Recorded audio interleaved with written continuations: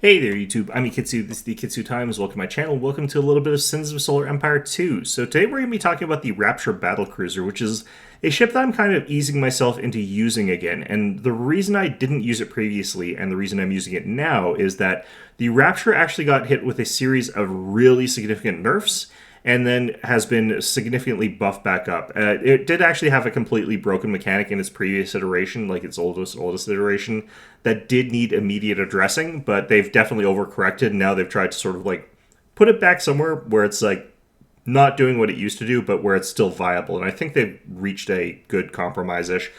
At the very least, I think that they're usable now. So the Rapture Battlecruiser has got 500 durability, it's got 3,750 shield points, 1,145 armor points, 3,500 hull points, and 322 antimatter. It has, for hidden statistics, 75 armor strength and 750 maximum speed. And for armaments, we're looking at one strike craft squad. We're looking at 2 medium missiles at 20 damage per second with 200 pierce. For a total of 40 damage per second, we got one heavy plasma at 10 damage per second with 750 pierce. We have 2 heavy beams at 12.5 damage per second for a total of 25 damage per second with 500 pierce, and 4 PD lasers with 2.5 damage per second each for a total of 10 damage per second with 0 pierce. So one of the things that did change about this that we'll mention as we sort of get to them is that the Advent capital ship missiles have become significantly better than they used to be. They used to be all 0 pierce, which made them virtually useless at most situations, because you don't want your capital ship being pointed towards enemy corvettes. That's just a complete waste of your capital ship and all of its other weaponry that's got access to. This means that your medium missiles are sort of just doing like nothing, because they're like kind of just whiffing against corvettes that are going to outrun those missiles anyway.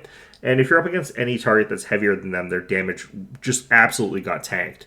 So now that they've got that 200 pierce, they're good into frigates, they're good into light cruisers. They're capable of dealing a little bit of damage into those heavier cruisers, and their damage is at least only bad against capital ships instead of completely non-existent.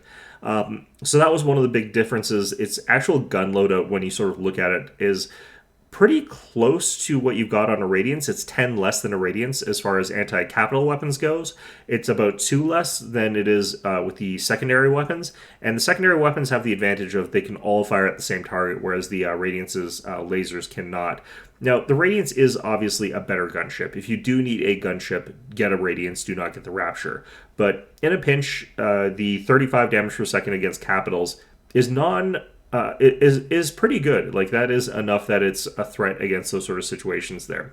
You just don't want to rely on it, and I wouldn't really itemize it for that purpose there, unless, again, we're in a situation where I just can't get the Radiances that I need, and I have to get Raptures instead. Or I have a bunch of Raptures kicking around, and suddenly I need to upgun them so they can deal a bunch of damage. In that case, you can sort of like give Raptures that role for a little while before transitioning over into a more Radiance-heavy composition. And you're probably going to have Radiances with these guys, because these guys get along really well with the Radiance. You could technically argue that the Rapture is kind of like a support for the Radiance as a concept there. So anyhow, first ability here. This is a very castery ship, so these are very important for it. Vertigo. You got a cooldown of 30 seconds, which actually increases up to 60 at maximum level. It's got a range of 9,000, antimatter cost of 65. The duration is 10 seconds, and that scales up to 30 at maximum level, which also has an increase to its duration based on your psi power. You need to get up to 300 psi power with this thing to get it to the point where you're able to bring it up to a 100% uptime. And that's not too difficult with this thing, but it's also, fairly late game that you're going to get that. So early game, you're probably going to want to have 2 of these guys if you want to cover a fleet for, a permanent debuff. What this does is it increases enemy cooldown, so it makes it so that it takes longer for them to cast spells, and it increases their weapon reloads, which makes it so that it takes longer for them to fire. It's 20, 40, and 60% for the ability cooldowns, and 10, 20, and 30 for the weapon reloads. So this is actually a powerful enough of an ability that for any of the other factions, you would probably actually get a ship just as a dedicated Vertigo caster, which goes to show how powerful Advent capital ship abilities are when you look at this and say, I'm not really that interested in taking it, which is kind of how I felt about the the Rapture in previous iterations. It's an okay ability, it's good enough, but there are definitely things in the Advent roster that do more than Vertigo by quite a bit, to the point where you can completely get by with just completely ignoring Vertigo. In spite of that, though, if you are taking Raptures, this is a really, really powerful ability, being able to sort of nerf enemy casters as well as their damage per second output.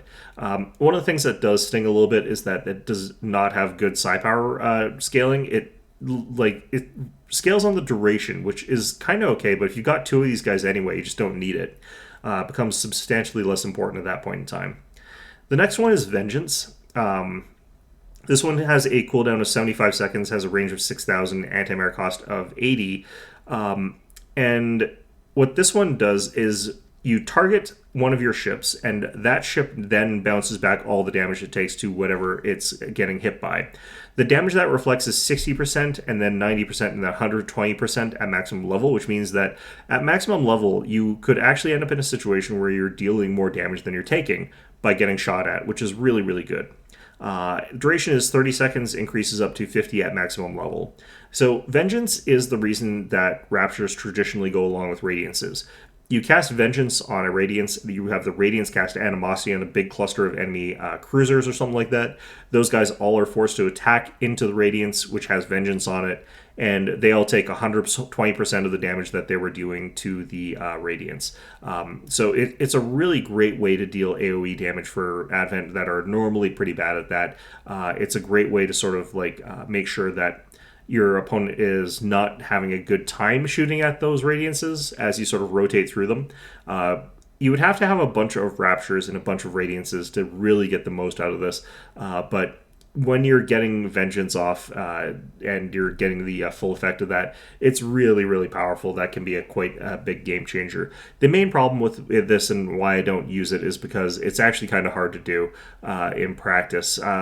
Getting the right Radiance and then making sure that you've got that, and then that you are manual casting its abilities, that you've got enough antimatter to cast it gets a bit much.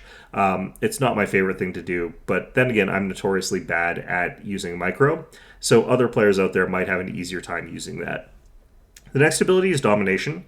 This one has a natural cooldown of 90 seconds. The reason it's higher here, or sorry, lower here, is because of the Votary Siphon.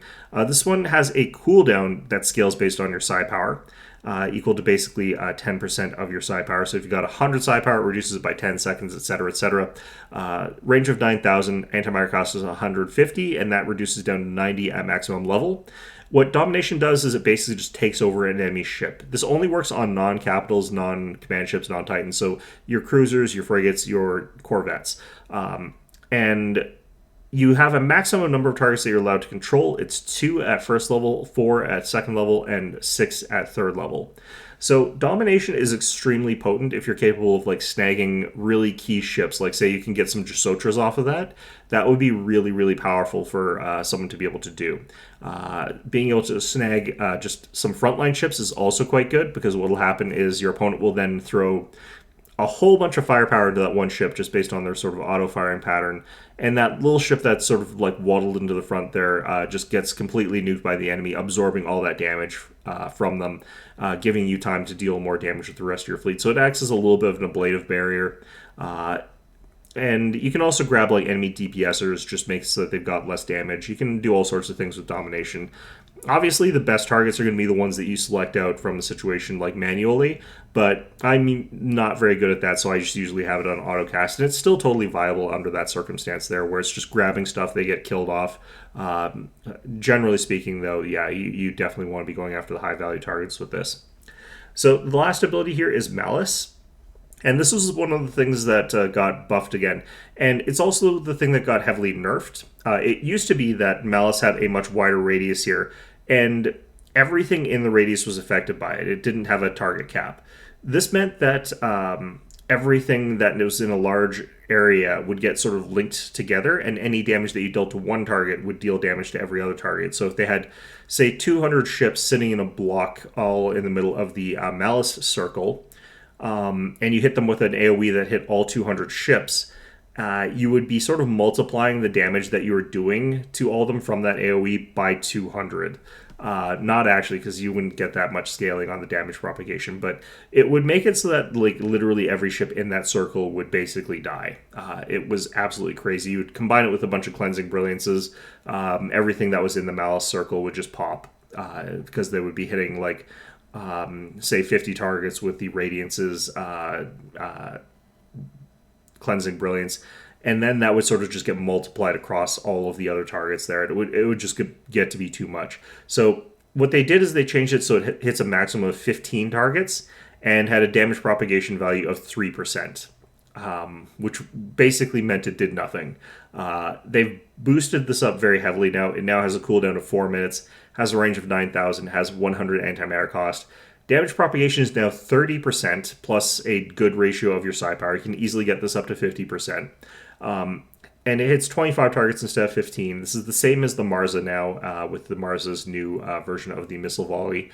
It has a radius of that 2,500, which is still way smaller than it used to be, but it doesn't matter because you're hitting that 25 max target cap, and it has a duration of 20 seconds. So now, Malice is actually really, really strong. You cast this onto something that's going to survive for like the full duration there, and then you just have everything target that thing, and you'll deal like thousands of damage to it, and during that sort of time there, and that'll like blow up any cruisers that are attached to it. It'll immediately kill any frigates or corvettes that are attached to it, and it can actually, even under certain circumstances, like heavily cripple a whole bunch of capital ships. It's very, very strong, thanks to that damage propagation rating. The fact that you can't really easily control who gets hit by it does limit its sort of ability to sort of assassinate targets that you want to go after. And the fact that it's not really doing what it quite used to do, it kind of still is weaker than it used to be, but it has to be. It was absolutely broken in the previous iteration there. Still a very, very good combination, though, with the Cleansing Brilliance, though. Makes it so that you're dividing that, hitting up all those 25 targets, and all those 25 targets are sort of providing feedback to each other and making it so that they're all hurting each other by quite a bit. It's still very, very good. So let's take a look at the weapon mounts. We haven't really looked at those. So this thing's got all forward-facing weapons here. I believe that these are the lasers on the sides here. I believe these are the plasma projectors here. I might be getting those backwards, but as you can see, they can all face forward fairly easily there. Up here, we can see the missile launch tubes, and these are actually omnidirectional, same as the Tempest. So these are capable of firing at whatever is around it. I still wouldn't say that these are good into corvettes, though, so you're still going to want to use these into other targets. It just means that if you've got a couple frigates or something like that that have wandered up close to its side or something like that, they'll be able to target them pretty effectively. For its point defense guns, we're looking at 2 of them up here, and then another 2 down here. On the bottom of this sort of thruster nozzle thing.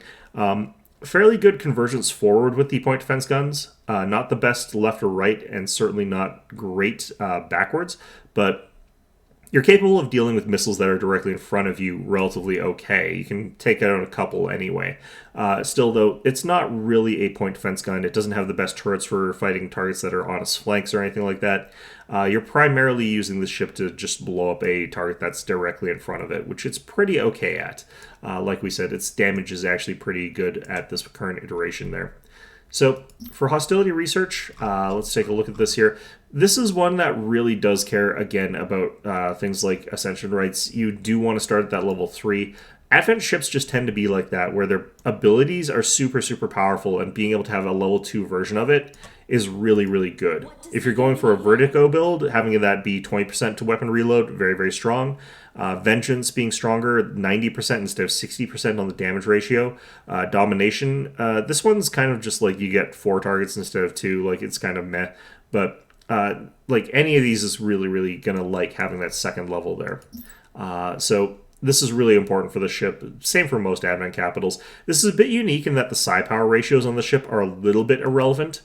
You do still want it for Malice, but as far as like vertigo goes, it just increases the duration. And at maximum level, you could just need 2 Raptures to have 100% uptime, so you don't really need to go for heavy psi power for vertigo. Vengeance doesn't have any psi power scaling at all, which I think is actually sucks. I think that would be nice if it did. And then Domination, it just reduces the cooldown. And while you can reduce the cooldown by quite a bit, leveling it also reduces the cooldown. Leveling it up to full and then getting like 300 psi power gets you down to a 30-second cooldown, which is pretty crazy. But once you've sort of filled in those slots, like you've taken those 6 ships, you kind of have to start like cleansing them or something like that so that you can get rid of them so you can keep getting more of their ships stolen. it's not great. So, like, realistically, an early levels Rapture, or one that you're not really worried about malice on, psi power is just not that important for them. You can focus on other stuff for the ship, unlike a lot of your other ships out there. So this tree, not as important. You're still going to want to get it for these guys because you are going to eventually hit malice. Having those lower cooldowns or longer durations is still nice. There's no reason not to get it. So it'll be there eventually, but it's not a priority for you. In the energy tree, because you're going to want to pair this with the Radiance, the shield burst is more important than the flat shields values, but broadly speaking, you still want kind of both for there. The weapons, you're looking at beams being your best weapons on the ship, but you're going to focus on whatever weapon the rest of your fleet is doing. This is a support type ship. Same thing with the plasma. The plasmas are not that important for the ship, and same thing goes again for the missiles. Anima redirect is quite nice for this thing, though. Those missiles are actually pretty hard hitting and fairly slow firing. So quite often I find them sort of veering off and hitting a target that's already kind of dead, at which point it's nice that the missiles can go off and do something else there. This thing does have a decent amount of hull points and okay armor, so these are pretty okay bonuses, but generally speaking, it's going to be more of a shield-focused ship, in my opinion. For Harmony Research, we're looking at Wrath at this time, but yeah, we'll just go through it this way. So you've got access to, of course, your additional psi power as Wrath. That's, again, not that important for the ship, so we're not going to think about that too hard. We also have Fury of the Unity. By the time you get this, you're almost certainly going to have the level 6 on your Rapture, and this means that you just do 20% more damage, which means that you do like 10% more damage across all of the targets that are being hit by Malice. So just anything that increases your damage is going to do a pretty good job of increasing the damage when you've got Raptures lying around there. Has that sort of extra synergy with just hitting people in the face, which I think is kind of nice and appreciable there. Now, if you're playing as Advent Reborn, you've got the additional shield recharge rate while in Culture. That's actually quite nice, but it's nothing too special with this particular ship. You're going to view it as the same as the shield burst, which is because it synergizes really well with like the radiances. So I do think that this ship does have that potential to get targeted down, but it is fast enough that it can get out of a bad situation there. That's how I would actually deal with the Rapture primarily, but it is a ship that, probably is not going to necessarily draw too much attention to itself. I don't think they're the ship that draws a lot of attention to itself. As far as Unity goes, if we're playing as Advent Wrath, there's a couple of things that are a bit interesting here. The first one is Chastise. Being able to reduce the speed of like a bunch of enemy cruisers or something like that realize that there's a Rapture heading after them can actually be quite good. It makes it so it's impossible for them to turn around and escape, which can make it so that you can pop a domination on something really important, like a Jisotra that's like hanging out by the edge of the gravity lane. Because if your opponents just sort of like sees that there's like suddenly a Rapture running towards their backline, they might realize that there's something wrong there and start running with the Jisotras. If there's several Raptures heading towards their backline and they've got Jisotras, they're almost certain to notice that. But a Chastise can slow the turn rates so that they can't get out of the gravity well. You just grab up all of those Jisotras with Dominate, and suddenly you've got a very, very valuable ship that you've stolen. Avatar is actually kind of not that good with these guys. Again, they don't need that psi power, but if you have got a Malice going, popping that for the additional 10% damage propagation could be worthwhile under some circumstances. I would definitely think that that's a respectable way to use that. However, its other abilities are really not going to benefit much from it. It's also not the one that really cares about its guns, like I said, but it's... So you'd cast this on like a different target, generally speaking, and the 30% damage is just a little bit of a bonus on this guy. Fury actually has some interesting additional bonuses here. So if you pop down a Malice on a group of ships there, and you pop Fury over the same group there, what you're getting here is, and let's say that you get your Malice up to like 50%, which is, again, just 200 psi power. You've got the 40 damage per second from Fury, but each of those guys in there is propagating 20 of that damage to everyone else in there. So you're getting 500 damage per second from Fury, plus the 40 from the base value. So you could actually be getting 540 damage per second for 45 seconds. That's a pretty hefty amount of damage just from having Fury cast on that. that's kind of like cripples a capital ship levels of killing ships, because Fury has 1,000 Pierce. Malice, I don't believe, has Pierce. I think it actually just does its damage. I don't think that it actually... I think it propagates it with the Pierce values, actually, that it has. So you can actually use this combination to just really wreck up a bunch of ships there, especially if your opponent has got a bunch of capitals all clustered together and are not supporting it with a bunch of other smaller ships, because I think Malice targets the nearest units to the target. Have not been able to test that effectively, but you could probably actually do a pretty horrific thing to an opponent by getting that combination off. Now, for Advent Reborn, you've got the ability to use Cleanse. One of the things I like to use Cleanse for is to pop one of the domination targets that I don't like, because then at least I'm getting a little bit out of that target dying. This also clears up like that domination target so that it can dominate an additional target, so that you can cast this again. It makes a sort of pretty interesting cycle as far as that goes. I think that the Recall also has some interesting synergy with the Rapture. If you've stolen some high value targets like those Jasotras, but they're like... Your opponent has got their fleet like over here. They've got their Jasotras like right on the line here because there's no reason for them to move them into the gravity well. There's a decent chance that if they got their whole fleet clustered over here too, that the Jasotras just get immediately popped. So it's possible for you to like dominate and then recall to get them out of there safely. It's a little bit hard, and they may still kill them anyway because there's a spool up time on recall, but if you can manage to do that to get those high value ships out of there that you really want to keep, that can actually be something that you can do. I don't think that that's necessarily that easy or worthwhile, but it's definitely out there as an option there. Sacrifice has got some interesting potential with Malice. Same sort of thing as if you're using the Fury. So you could just have like a Rapture like run into a situation there, cast Malice on a bunch of enemy ships that are of a specific type there, and then just sort of like run it away while you cast Sacrifice. And it'll sort of multiply the damage. If you've got like a 4,000 damage Sacrifice there, well, that's like 2,000 damage times 25 to every target that's in there. That's an additional like 5,000 damage plus... I think you're doing 7,000 damage for the Sacrifice there. Of course, that depends on the population and everything else, but it can get pretty crazy as far as that goes. May even be worth sacking like a Rapture if it weren't for the fact that you need a level 6 one, but I think that would be potentially very strong there. The other option, of course, is Resurrection. I don't think that there's anything super interesting about that, but like I said, there's that possibility that you get those super high value ships in the back line, and your opponent's able to sort of destroy them right away there without you being able to use them. You can use Resurrection to get those back. That's a way to make it so that you're guaranteed to have those ships even if your opponent decides to pop them. It's a little bit expensive doing it that way, but it's definitely an option for you. Yeah, I think that the best ones realistically are going to be Cleanse. With the Rapture, there's just really good synergy with being able to steal something that your opponent has and then popping it for hit points for all of your other stuff there while getting rid of more stuff so that you can use domination more frequently. Yeah, that's pretty much the different ways that you'd use Unity with this thing. So let's talk about builds a little bit here.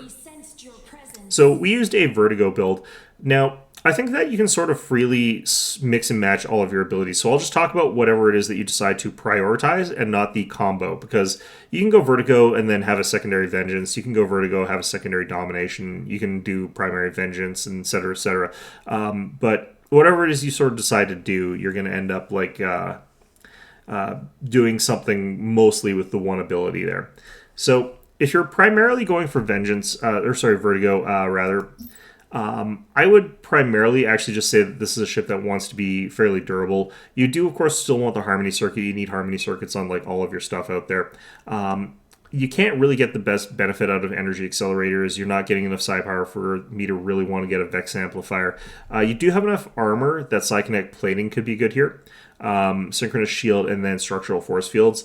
What you would end up with in that situation there is just a Rapture that's very, very tanky, capable of surviving a lot, and it can just keep spamming up Vertigo, making it so that your opponent has a really rough time actually dealing damage to the higher priority targets.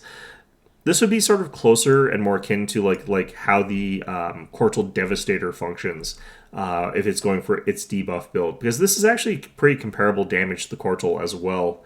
And with all those sort of like buffs to its defense there, along with the Harmony Circuit, you're looking at a situation where you've got a really rugged ship that's capable of just getting in there and making your opponents a little bit miserable, can't use their abilities, can't do what they want to do.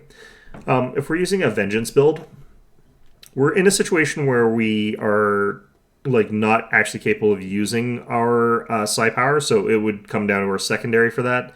But this would be, in this case, a Harmony Circuit build, and again, we're probably going to go for a bit of a defensive build in that case.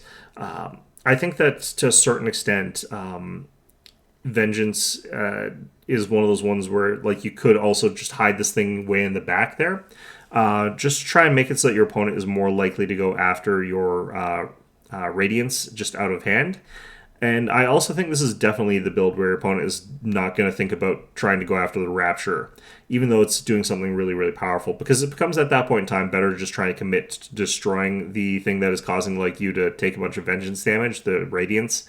Because if you can kill the Radiance, it stops using Animosity, but if you've got several Radiances, that like you can't actually stop it that way. So yeah, you're not using your guns in this sort of instance there. You kind of don't care.